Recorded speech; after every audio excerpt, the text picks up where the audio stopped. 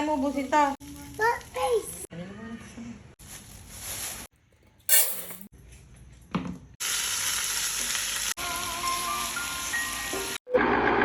Hi mga kapreni! Eto pa yung araw nung nagluto ako ng corned beef. At gabi na, binuksan ko ang ilaw sa gilid, sinarado ko na ang pinto at bintana. Dito sa kusina. Syempre, alam nyo na, lagi tayong magbablog dito. Maganda ang background dito. Huwag na tayong magkunwari, dun na tayo sa totoo. Iinitin ko lang sana itong corned beef. Naisip kong lagyan ng kanin, parang sinangag, ganon. Tinanong ko si Kuya Ken kung lalahatin ng kanin at sigurado, mapaparami siya ng kain kapag kaganito. Mahilig kasi siya sa fried rice. Tapos nilagyan ko lang ng kung ano-ano para magkaroon ng buhay. Ay talaga naman si Kapreni. Asin lang pwede na. No. Ay yung bata, kala naman niya kakain siya niyan. May nagbigay ng sopas, yun na lang ang kinain ko. Tapos si Kuya Ken, inubos lahat ang sinangag. Maghapon nga akong hindi naguhugas ng Kapreni. Ng mga pinaggamitan dito sa lababo. Ay, ang isipin nyo, baka yung ko, ha? Charis! Tinamad ako maghugas ng plato simula nung umaga, gabi ko na hinugasan. Ewan ko ba, baka taglay ko na talaga ang katamaran. Pero bandang huli, sinisipag rin naman. Tapos tumingin ako sa rep ko ano pwedeng lutuin bukas. Manok ang napili ko, ilalagay ko na dito sa baba. Para bukas, ilalabas ko na para mawala ang tigas. Tigas ng mukha mo sa kabila ng lahat. Tapos huwag kang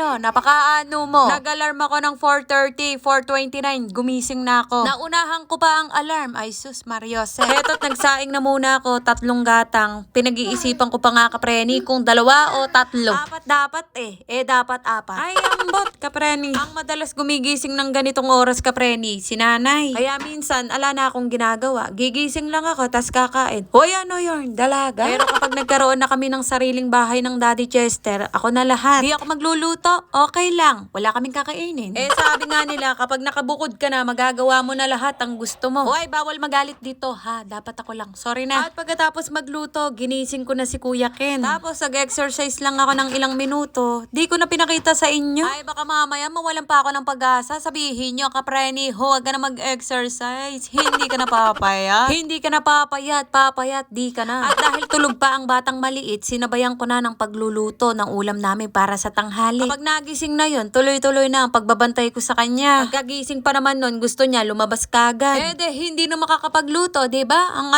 nyo kasi Huwag kang napakaano mo. Puro hita pala itong nakuha kong manok. Hindi ko napansin. Ay, sus. Pang fried chicken sana. Kaso, inadobo. Okay lang yan. Ganun talaga. At pagkatapos ng lahat-lahat, kakain na tayo. Baka naman, pwedeng kumain. Charis! Tapos nagising na itong batang maliit. Nagpalabas lang siya. Tapos, konting lakad. Tapos, pumasok na kami sa bahay. Pinakain ko na. Tapos, tapusin ko na ang video na to. Haha! O siya, hanggang dito na lang. Maraming salamat sa mga nanood. Bye mga kapreni!